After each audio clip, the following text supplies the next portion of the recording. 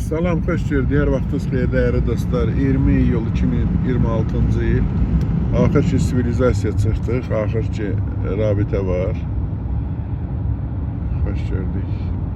2 gündür görüşə bilmirik birbaşa efirlərdə. Bugündən başlayaraq görüşəcəyik.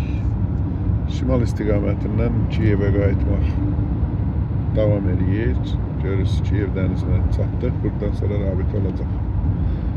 O belə müharibə bütün kəskinliyi ilə, ağırlığı ilə davam edir təbii ki.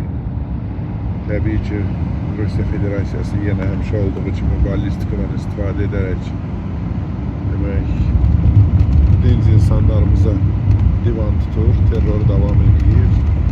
Bildiyiniz kimi bu gecə yox, dünən gecə 40 ədəd ballistikadan istifadə edilmişdi Kiyev şəhərinə qarşı. Onlardan cəmi 14'ü vuruldu. 26'sı ise bu veya başka türe zərərlər törətdilər. Allah'a şükür ki, bu dəfə insan itkiləri elə çox deyil. Düzdür, yanğınlar, dağıntılar həmişə olduğu kimi var. Aydın da boyda bombalar düşürsə, deməli, yanğın, dağıntı olmalı. Əvəzi, necə deyirlər, əksi daha doğrusu Rusiya Federasiyasında baş verir. Ukrayna Silahlı Qüvvələri təbii ki, həm Rusiyanın logistika firmalarına zərbələr indirirlər, o cümlədən Moskva vilayəti, o cümlədən Cənub bölgəsi Aydın'da bilirsiniz, Kırım məsələlərini bilirsiniz, Stavropol bilirsiniz, Krasnodar ölkəsini bilirsiniz, Kubanı. Deməli, dediyimiz kimi müharibə bütün şiddəti ilə davam edir.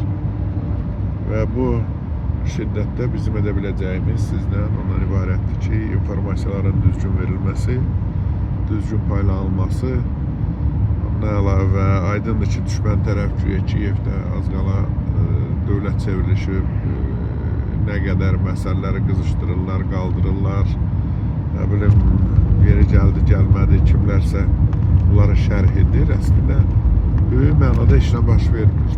Baş verənlər demokratiyanın təzahürləridir.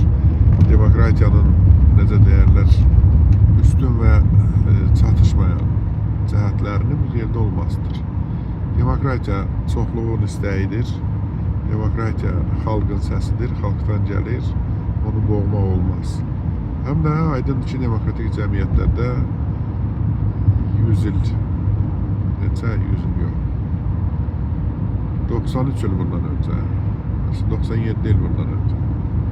Demokratiyanın hesabına Hitler oldu Almanya kansleri. Aydındır. Yani böyle şeyler mümkündür. Ona göre demokratiyada, proporsional seçkili parlamentlerde aydındır ki, fikir ayrılıkları olur, baxış ayrılıkları olur, yanaşma ayrılıkları olur, fərqlər olur. Ona göre de demokratiya, deməli, Abraham Lincoln demişkən, demokratiya xalqdan gəlir, xalq üçündür. Yəni, bunların hamısı inkişaf karakterlidir. Belə şeylərdən nə qorxmaq, nə çəkinmək lazım deyil. Aynən filan kəs küçüyə çıxmışdı, filan söz demişdi. Bu söz deyirsə, deməli, onun da deyə biləcəyi fikir var. Amma bütövlükdə heç bir nə krizis yoxdur, böhran yoxdur, nə də ki, olması heç mümkün deyil. İstənilən halda Ukrayna Silahlı Qüvvələri, digər strukturlar, əlavə qurumlar, kim varsa hamısı özünü müharibəyə həsr etmişdir. Odur ki, əziz dostlar, deməli, o boş danışıqlar, boş nə bilim, mülahizələr,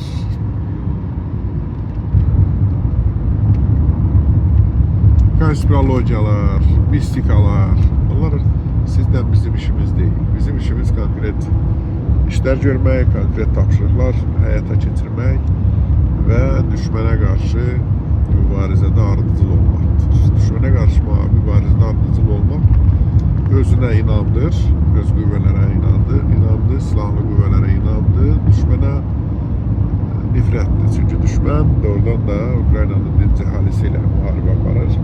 Yəni xəbərinizdə var, yenə də hər yeri sözdə Rusiya tərəfi alır. Mən həmişə dediyim kimi, Rusiya Müdafiə Nazirliyinin dedikləri olsaydı, çoxdan deyərəm 2-3 dəfə planetin hamısını tutaydılar. Bunlar əlbəttə ki, nağıllardır. Əlbəttə ki, Rusiya Rusiya ictimaiyyəti üçündür və biz hər zaman deyirik ki, müharibə var. Müharibələrdən biri də oradan real həyatda hər gün bizim yaşadığımız, sizin yaşadığınız, gördüyünüz, eşitdiyiniz, yəni etibarlı mənbələrdən.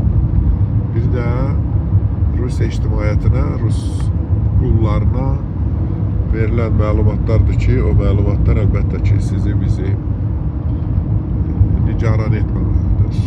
Desinlər, özlərini tərifləsinlər, nə istəyirlər, yazsınlar, pozsunlar. Yəni,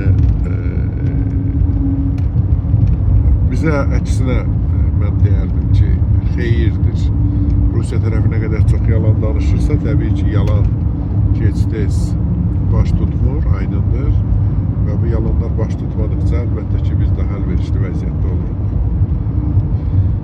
Özlərini inandırsınlar, özlərini aldatsınlar. Necə ki, bizim bizdən İraq qonşularımız bunu etmişdilər. Yalandan ayna bilim, filan eləyərik, filan cürə götürərik, filan cürə alarıq. Jelezni, aşot, nə bilim nə və belə sözlər deyirdilər, özlərini alladırdılar. Və nəticəsində 44 günlük müharibədə Azərbaycan Silahlı Qüvvələri, Azərbaycan xalqı hamımız bir yerdə kimin nəyə gücü çatsa gördük. Yəni eyni şey təxminən, eyni sistem o Sovet sistemi idi. Təbii ki, Ermənistandakı generallar Sovet məktəbinin həmin o deyilən generallar yetişdirmələri idilər. Onların işi gücü ancaq necə deyərlər, yalanla, basıb bağlamaqla, nə bilim nələrdənsə demək, güya hansısa uğurlara imza atmaqdır. Halbuki bunların hamısı əlbəttə ki, korrupsiya elementləridir. Bu da müharibə korrupsiyasıdır. Yəni burada bir sir yoxdur. Korrupsiyanın çoxlu formaları var və həmin generallar ki, kreditlə, necə deyirlər, Rus generalları ki, güya haraları salırlar, güya haraları tuturlar kreditlə, sonra məcbur olurlar, kontrollar, yoxlamalar gələndə çoxlu sayda əskərləri göndərməli olurlar ki, gedin orada heç olmasa yalancı da olsa bir bayraq qaldırın. Çünki axı bu hər şeyin bir təhri var da, necə deyərlər. Və belə dostlar, və o bayraq qaldırılan bayraqların aqibətlərində görmüşük. Mən sırağa günkü deyəsən görüşümüzdə sizə bildirdim. Skeliya Səlahidə alay, yəni hücum alayı. Oradan da biz tanıyırıq, axı şəxsən tanıyırıq da. Necə ki, siz öz yaşayış məntəqələrinizi tanıyırsınız. Biz də təbii ki, çox olduğumuz üçün yəni yaşayış məntəqələrini yaxşı bilirik. Və görürük ki, oradan da Ukrayna Silahlı Qüvvələri şəhərə, yəni Konstantinovkaya nəzarəti bərpa ediblər. Belə dostlar, Rusların Kramatorsk, Slavyansk almasına hələ bir əgər davam edə bilsələr müharibəni, əgər yanacaqları olsa, əgər də oradan da qarşı durmalar olmasa, böyüməsə, halbuki belə siqnallar da gəlməkdə davam edir. 5 il vaxt lazımdır hələ orada Kramatorskdan Slavyanskı tərəf yaxınlaşmaq üçün, şəhərin, aglomerasiyanın sərhəddinə, şəhərlərin girişinə çatmaq üçün. Mən sizə təşəkkür edirəm. Deməli, bugündən verilişlərimiz davam edəcək. Yəqin günün ikinci yarısı başlayacaq görüşməyə və axşam görüşümüz həmişə olduğu kimi öz qaydasında olacaq. Sağ olun dostlar, salamat qalın. İnşallah işlərimiz uğurludur. Danışarıq efirdə. Hələlik.